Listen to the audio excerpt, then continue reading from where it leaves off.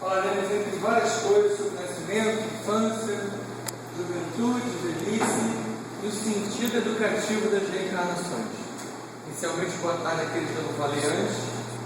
E você observa como aqui está sempre vazio, né? Você já viu isso aqui lotado? Já? Sem ser evidente, tá? Aqui está encarnada, lotado de outros seres, tá? A gente não sabemos que está. Mas em geral isso aqui está vazio. Vocês lembram de uma passagem do mestre que ele fala: muitos são os chamados, mas poucos são vocês. Todos esses lugares por aí estão espalhados dessa maneira. Tem igreja vazia, tem culto vazio, tem templo vazio. Vazio em 3, 4, 30, 20. No lugar que dá para 3 mil, tem 300. Porque são todos chamados. Quase todos. Mas poucos ouvem, veem, enxergam, percebem, captam. E nós já sabemos aqui, não só sobre o local nosso, mas em vários lugares, os trabalhos que vêm sendo feitos de um tempo para cá, sobretudo agora na transição, são muito específicos, são muito especiais, não são para todos. E aí não vai aí um comentário de demérito de alguém, mérito nosso não, porque todos tiveram a chance de estar aqui. Então alguns ouvem falar: isso não é para mim, não consigo mais, não dá, não entendo. É mais não quero entender do que não entendo, é mais não estou afim do que não posso. Mas é para poucos. Esse trabalho é para poucos, vários trabalhos por aí são para poucos. Os poucos escolhidos, por incrível, vocês. Então nós somos parte, graças ao Pai, de um grupo seleto. Olha que legal, olha que vantagem. Quem se achava até então ruim, já descobriu um valor. Você não está aqui à toa, você não consegue vir aqui à toa. As pessoas que vão a vários trabalhos, e a gente fala de vários trabalhos, não só porque a gente vem aqui, a gente vai a vários trabalhos, a gente conhece vários caras, porque temos que abrir esse leque de não ficar só primeiro no que é dito sua religião, na sua, a nossa, e também abrir o leque para as outras. Tem vários trabalhos dentro do Espiritismo que nos completam, e vários trabalhos fora do dito Espiritismo que fazem parte do plano universal. Isso é que faz com que esses lugares estejam vazios. Agora as boates estão cheias, as redes estão cheias, os botecos estão cheios, as academias estão cheias, porque ali também se aglomeram as pessoas de acordo com a egrégora, com um coeficiente energético que permanece ali. Esses seres já estão todos chamados para aquela transmigração para um outro planetinho, porque não vão continuar aqui. Eu espero que vocês continuem. A ideia hoje é continuar, tá? A não ser que seja um ser muito elevado, que você já vai voltar para as estrelas. Já nem vai reencarnar mais, acho que também não chega tanto. Creio que aqui entre nós não deve ter ninguém. São seres do nível do Chico, do Kardec, da Madre Teresa, da Irmã Dulce, seres que podem até voltar, mas provavelmente voltarão por opção, por amor à humanidade, como vários voltam. Entrando na palestra, que eu já tenho pouco tempo, já usei 3 minutos para falar que não era a parte de hoje. Qual o sentido educativo das reencarnações? Já pensaram nisso? Primeiro, por que eles reencarnam? Já que o Hernandes falou que o correto, o certo, o verdadeiro é o plano espiritual, isso não fica lá. Para que vem para essa carne, para esse corpo, que só nos limita, que só nos faz ter o tal do livre-arbítrio, que a gente usa mais para fazer bobagem, para fazer coisa boa? Por que se reencarna? Está pensando nisso? Era ideal ficar lá em cima, né? Naquele céu sedentário, com anjo, você fazendo nada. Se alguém acha que é assim, não é, tá? Lá eles trabalham muito mais do que nós aqui. Até porque eles dão trabalho para eles assustador. Então o sentido verdadeiro das reencarnações é aprender a amar. E a gente acha que ama. A gente pensa que sabe amar. Porque o amor que a gente busca aqui é um amor chamado amor fraterno, ou amor incondicional.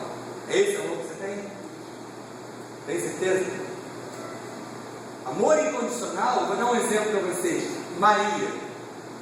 Bem pesado, né? Mãe Maria teve um amor incondicional pelo Filho, pela humanidade, pelo plano. Isso é amar incondicionalmente. É amar sem esperar retorno. É amar sem egoísmo. É amar sem esperar que o outro também o ame. Em geral a gente ama assim, não é? A gente ama, mas também quer uma via de mão dupla, uma troca, um retorno. Alguns de nós, em alguns momentos, um filho ou um neto, em alguns momentos, temos uma chispa, um resquício desse amor incondicional. Mas em geral o nosso amor, ele se parece muito mais com afeição, que se mistura entre o amor carnal e o amor egoístico. O amor egoísta é o que a maioria de nós tem, por mãe, por pai, por filho, por neto. Eu sempre, tanto que você fala meu filho, meu neto, meu marido, esse possessivo na frente mostra que aquela pessoa te pertence. Isso é egoísmo. Não são seus filhos, não são seus netos, são empréstimos dados a você temporariamente. Ou seja, até os seres que estão com você não são seus, são todos dele. A hora que ele resolve chamar de volta, ele o faz. Não por castigo, não por punição, que é a hora. E o amor carnal é confundido com paixão, que acontece na maioria dos casais. E o casal acaba tendo amor egoísta e amor carnal, mas raros são próximos do amor fraterno, o amor incondicional, o amor em que eu amo o outro independente do que aconteça. Não quero nada dele, não espero nada dele. É assim que a gente chama? É para isso que a gente reencarna. Quando você aprender a amar dessa maneira, você fechou a roda das reencarnações. Você não precisa mais retornar. Aí acabou? Não, aí começa a outra etapa. Aí você passa para a etapa angelical. E aí você acha que acabou, né? É só o início. Então várias outras etapas. Aí eu não vou entrar nelas porque aí vira outra palestra. Não, o amor fraterno, o amor incondicional, é o nosso objetivo aqui. Tem 2 livros que falam sobre isso. Um é o livro Segismundo, não é Sugismundo, não é Segismundo mesmo, é do André Luiz. Ele narra o processo de reencarnação, as etapas, passo a passo, que nós vamos falar aqui hoje bem rápido. Ele dá detalhe por detalhe de como é o retorno. E o outro livro é Nossos Filhos São Espíritos. Alguns de vocês devem ter lido. Eu não lembro o autor, mas é Hermínio Miranda. Ele narra também várias passagens, exemplos dessa relação nossa com nossos filhos. Muitos de nós pensam que os filhos nossos são recém-criados, recém-vindos, quando a maioria, todos nós, temos uma bagagem. São espíritos que estão vinculados a gente há um tempão, como nós tivemos nossos pais. Então tem várias passagens, contos que exemplificam bem isso. Então vamos falar desse processo reencarnatório. São vários passos. O primeiro passo, ele começa muito antes do nascimento. A relação entre esse corpo físico seu e o seu espírito, ela se iniciou muito antes. Isso uma vez foi comprovado quando uma senhora perguntou para o Chico assim, após uma palestra, vinha ela com uma criança de 3 anos. Feliz da vida, crente que ela ia abafar com a pergunta dela. Ela vira para o Chico e fala assim: pô, Chico, eu sou espírita e queria muito saber que horas eu devo começar a educação à luz do Espiritismo. Aliás, esse é outro livro. Tem um livro chamado Educação à Luz do Espiritismo. No meu filho, para o meu filho. Aí o Chico pergunta assim: qual a idade dele mesmo? Ela fala: 3 anos. Feliz a vida dele que ela estava. Aí ele fala assim: a senhora está atrasada 3 anos e 9 meses. Ou seja, já era para ter começado aqui. Aquela historinha que a criança ouve, sente, não é historinha não, é verdade mesmo. Ela não só sente, ela ouve, ela capta, ela percebe. Tudo que você fizer de bom ou de ruim, ela vai perceber. Ela pode não compreender na totalidade o que está acontecendo. Ela se sente amada ou rejeitada. Quantas mães parecem loucas, né, conversando com a barriga? Você vê aquele bandejão aqui em frente, a pessoa está conversando com a criança. Tem que conversar mesmo. Começa a educar dali. A educação começa ali, seja a luz do espiritismo ou do catolicismo, visão religiosa, qualquer contato com o algo mais, já começa dali. Então nunca é tarde. Todos nós esperar, eu vou esperar ter tantos anos para fazer isso, já está atrasado. Mas mesmo que nós estejamos 50, 60 anos atrasados, não está tarde para começar. Também tem isso do outro lado, tá? Muitos de nós se acham muito tarde, muito velho, muito além, e não dá para começar agora. Dá sim. Alguns de nós têm manifestações mediúnicas depois de maduros. Não tem que começar só jovem, não. Porque não foi trabalhado lá atrás, ou não era a hora, e será agora. Então esse é o primeiro passo. Lá atrás, esse contato do espírito com o corpo. Então o corpo acompanha, o espírito acompanha esse corpo. Ele vê esse corpo que eu digo dentro do ventre. Antes dele, ele conhece a mãe, conhece o pai. A gente é apresentado, sabia? Os pais, olha o teu pai quem vai ser. Olha só a mãe quem vai ser. Você quer? É. Aí a gente chega aqui e fala assim, puxa, que pai que eu tenho, que mãe que eu tenho. Pois é, você escolheu. Não foi apresentado a eles. Eu não pedi para nascer, pediu sim. Pediu para nascer, aceitou que fosse aquele ali. E todos são colocados na erraticidade, a mãe, o pai é levado durante o sono, todos se reúnem, você vai receber, que legal. Sem corpo é tudo espetáculo, né? Lá do outro lado todo mundo acha lindo e aceita, e assina. Carinho no dedo, bota aí no olho, para não ter como dizer, não fui eu, foi você. Então esse contrato é muito anterior. Isso é para ilustrar para vocês aquela historinha da pílula do dia seguinte, aborto tem um certo tempo, não, cortou é aborto. Vida ali, tirou, é aborto. Por isso que é chamada pílula do dia seguinte. Pílula do dia seguinte significa que um dia depois de já haver o ser ali, você vai lá e tira, é aborto. Não precisa nem ser dia seguinte. Se for um minuto seguinte, é aborto. Porque você está tirando aquilo que foi colocado por quem? Não foi por você. Se não foi você que colocou, não pode ser, por mais que você pense que você colocou aquilo ali, não foi, tá? Até os seres que são estuprados, até as ocorrências sexuais que não são ditas programadas, nada disso para eles foi tão fora do contexto. É claro que um assassinato, um estupro, um suicídio, ninguém programa. Mas se aconteceu e veio uma vida, a vida era divina. O segundo passo, ela acontece com um detonador psíquico. Nome complicado, sabe quem é o detonador psíquico? Os espermatozoides. Então hoje os homens podem sair daqui mais felizes, porque em geral a maternidade é só da mãe, né? A mãe que fez aquele barrigão, a mãe, o pai só colabora com uma doação ali e nada mais. Nada, o detonador psíquico vem do homem. O espermatozoide é que detona junto com aquele óvulo, aquele primeiro contato. Então, após o detonador psíquico se unir ao óvulo, desde esse momento há um tênue vínculo entre o corpo e o espírito. Ele já está ali. Não está ali, pequenininho, não está ali já programado, mas já está ali, vinculado, um fio, sabendo que é ele. Depois disso, temos o terceiro passo. Esses são esses passos que eu digo que aquele livro que eu citei, ele dá mais e mais detalhes. Tem que passar mais rápido. O terceiro passo, lembrando que todos esses passos acompanhados pelos senhores do cargo, pelos assessores, olha o trabalho que eles dão para reencarnar. Uma série de seres energizando, orando, instruindo, para que você passe aquilo ali. Por isso, olha como o aborto é muito mais do que parecido.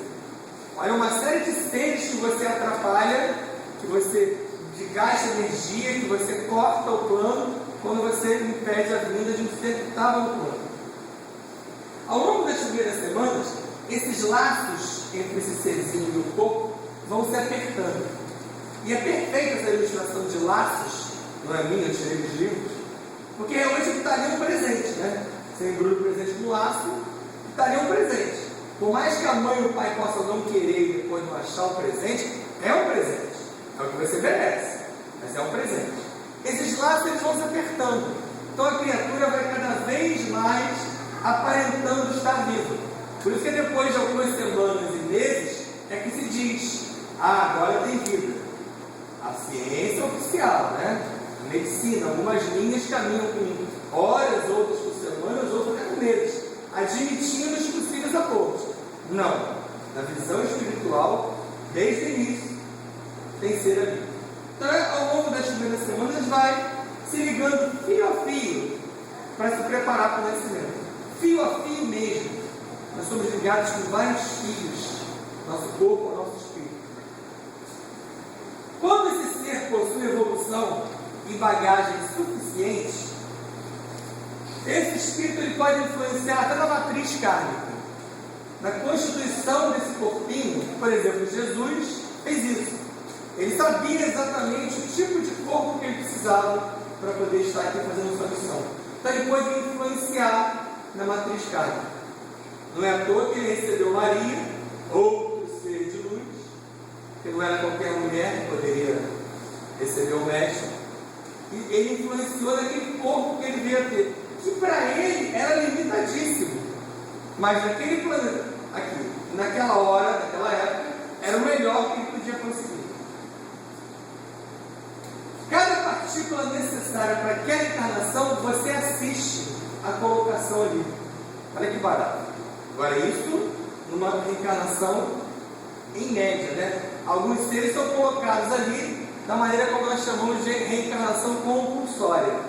São seres que em outras existências fizeram muitas vezes o mal, se comprazem nisso há muito tempo. Então alguns deles são colocados de maneira compulsória, o famoso vai porque vai. Você ficar na porta do metrô na hora do rush e falar assim: não, eu não vou sair, vou te empurrar. Você vai ser levado, querendo ou não, você vai entrar ou sair. É a reencarnação compulsória. Eu creio que nenhum de nós aqui está nesse quadro. Espero, né? Acho que não.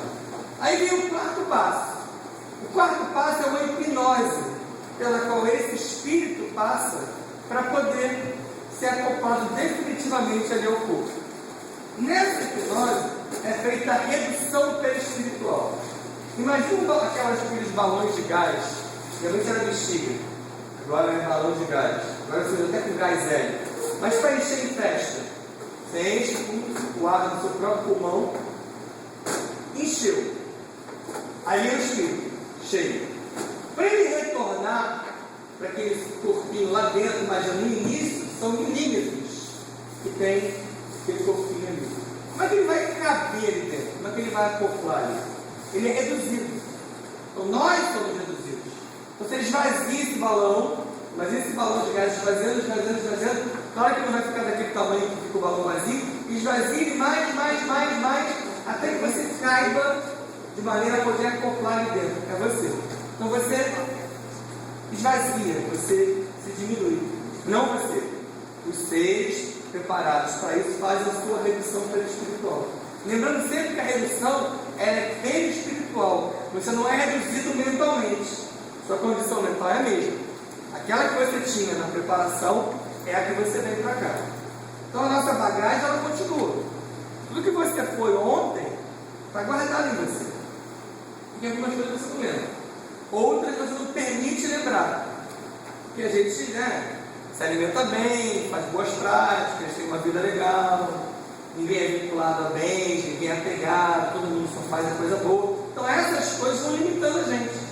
Nós teríamos que lembrar de muito mais coisas. Poderíamos ter acesso a muito mais informação, mas não temos. Parte porque não é para ter, parte por responsabilidade nossa. Então é feita a redução perispiritual. Daí sim o ser se faz presente. Então os livros colocam esse se faz presente entre aspas. Ele já estava ali, mas agora ele está pronto para acoplar nesse serzinho. Depois de algum tempo, no ventre materno, vem o quê? O nascimento.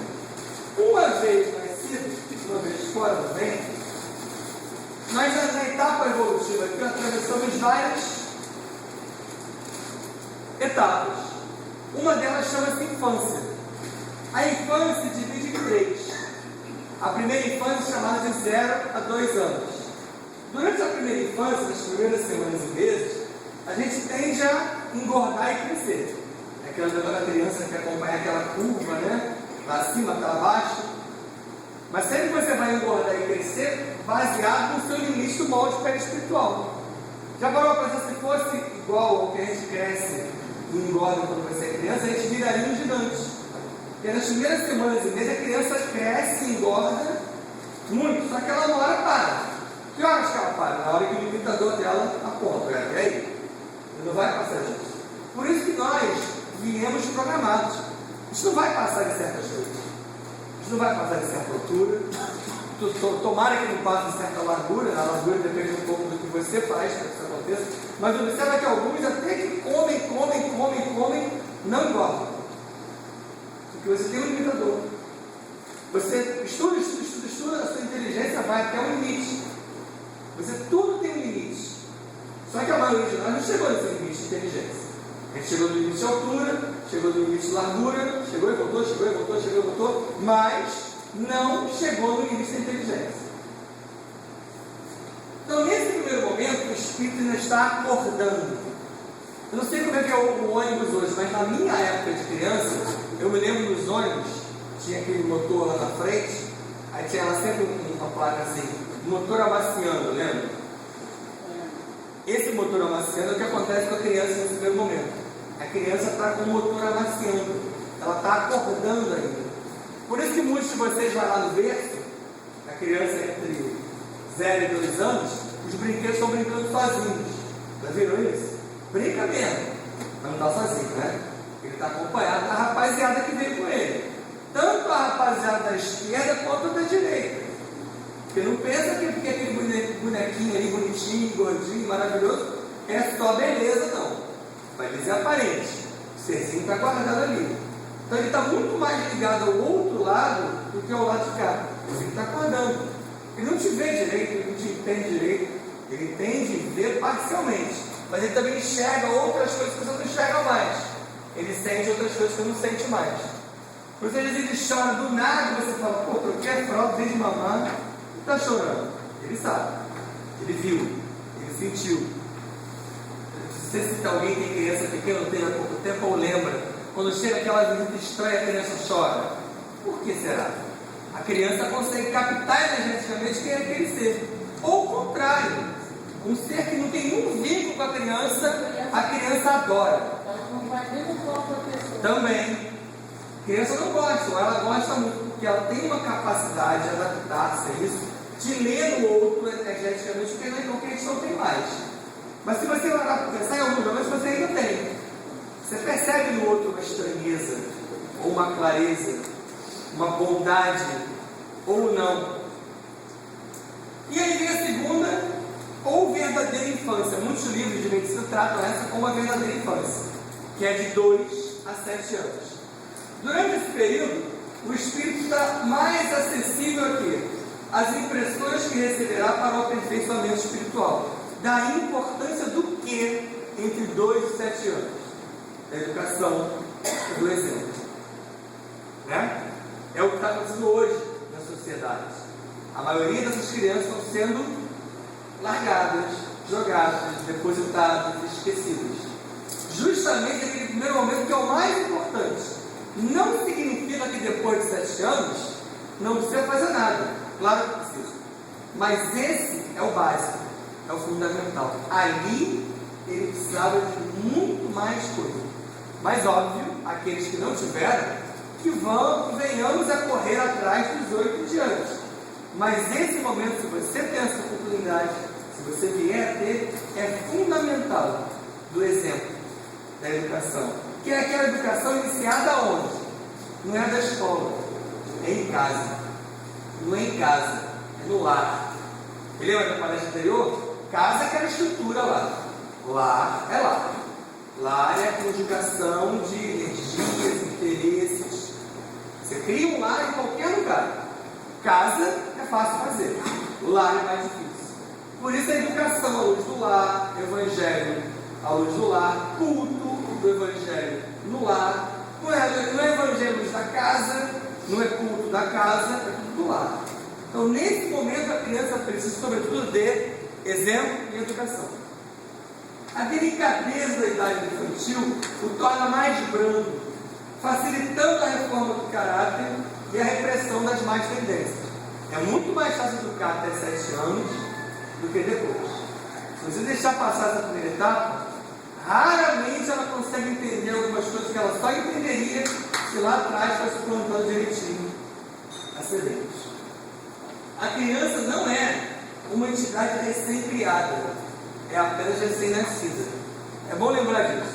Às vezes a gente deixa de dar um exemplo de ser duro, não digo agredir, mas de ser determinado, de ser forte, porque você pensa assim, tadinho, já viu aquele sorriso ou aquele olhar do gato de botas? É exatamente aqueles que muitos vêm preparados para fazer para você, que você, dessa vez não. Aí na 28ª vez, dessa vez não. E a coisa vai sendo protelada. Então não é recém-criada, é recém-nascida. Pode ser mais velho que você, pode saber mais coisa que você. Aliás, se prepare que as crianças que estão chegando agora são mais velhas que vocês. A maioria sabe muito mais do que a gente. Não é à toa que rapidamente eles dominam tecnologia. Eles já brincavam disso lá em cima. Alguns deles são os que criaram isso lá atrás.